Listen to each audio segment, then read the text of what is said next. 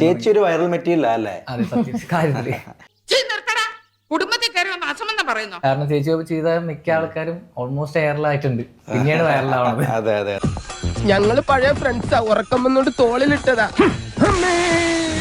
ആദ്യം എയറിലായിരുന്നോ? ഇല്ല, എനിക്ക് എയറിൽ ആയിട്ടില്ല.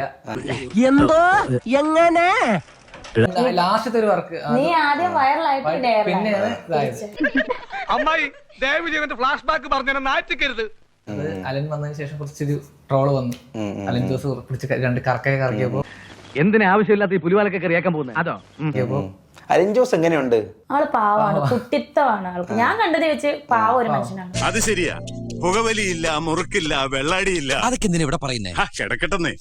നെഗറ്റീവ് കിട്ടിയ കൂടുതൽ എനിക്ക് ഊർജ്ജമാണ് തരുന്നത്. എന്നാന്നറിയത്തില്ല, മുന്നോട്ട് പോകാനുള്ള ഊർജ്ജമാണ് ഓരോ നെഗറ്റീവ്സ്. നെഗറ്റീവ് ഇഷ്ടപ്പെടുവാണോ? അതെ, യാതൊരു വിഷമില്ലേ?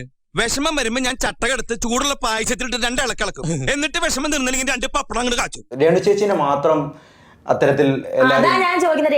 രേണു ചേച്ചിന്റെ കൊമ്പുണ്ടോ? അലില വയറുള്ള ചാവല്യമ്മേ നിന്നെ അങ്ങനെയെന്ന് വിളിച്ചോട്ടെ ഞാൻ.